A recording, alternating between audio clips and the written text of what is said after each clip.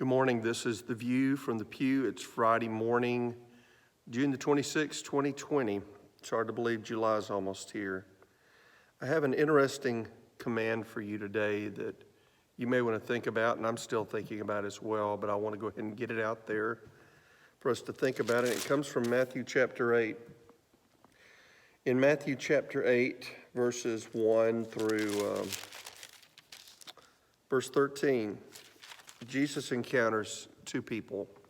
One is a leper, the other is a Roman Centurion, two very different areas of life. The leper comes to him and wants to be healed. He said, "Lord, if you're willing, you can make me clean." Jesus said, "I will be clean." And immediately he was cleansed. And this is what Jesus said that is a command to this leper. And I want us to think about it and how it might affect our lives as Christians. He says, "See thou tell no man, but go your way. Go thy way. Show thyself to the priest and offer the gift that Moses commanded for a testimony unto them. Go thy way." Go thy way. That's the term I want you to hear. Go thy way. Go your way. Now, totally different situation with the Roman centurion.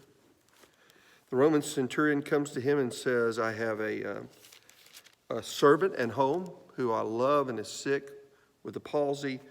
Lord, if you can heal him, I'd love for you to heal him." And Jesus says, "I will come and heal him." And then the centurion says this. He says, "Lord, I'm a man under authority. I understand that you say go, and men goeth, and to another come, and men cometh." And when Jesus heard it, he marveled and said, "I have never seen such faith in all of Israel." And then he says to him in verse 13, here's the key, "Go thy way. And as thou hast believed, so be it done unto thee." And his servant was healed in the selfsame hour. With each man, the command is the same. It is an imperative in the Greek language. It's the word hupago. I know that doesn't mean anything. I'm not sure how much it means to me. But it's the idea of him saying, go your way. It's the idea of taking the information you have received, now put feet to it. It can be the obedience that comes from a command. It can be the action that comes from a promise, but it is putting feet to the truth you have heard. For the leper, Jesus healed him and then said, "Look, you need to make this right according to the law of God. Go your way and get it right with the priest so you can be included in society again." So the healing occurred before anything occurred, but he still told him, hupago, go your way. And then over here in verse 13, he says, before any healing had taken place, simply because this Roman centurion believed, he said, "Go your way. And as you have believed, it shall be done unto you." And the servant was healed in the selfsame hour. Now, I'm still trying to wrap my head around this, and it's very possible that the go in verse 9 as well could be that very same word.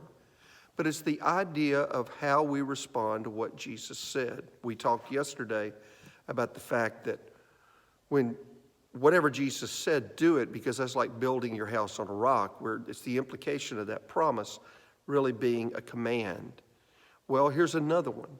It's the idea that if he tells you to do something, act in accordance with his words.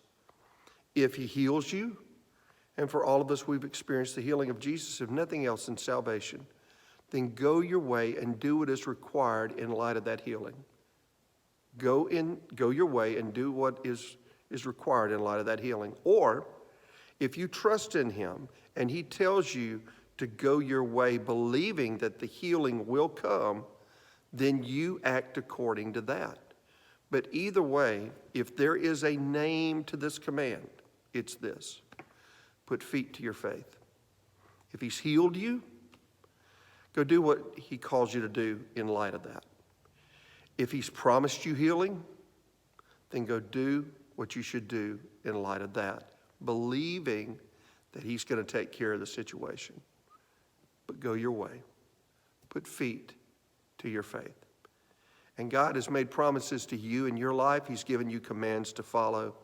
I don't know what they are. For many of us, they're the same. For some of us, they may be a little bit different. God has brought healing into your life, or maybe you're in the midst of praying for healing, and maybe all God is saying to you today is, hupago,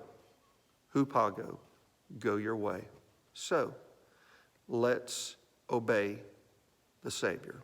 Let us follow his commands. And I pray God gives you a great Friday.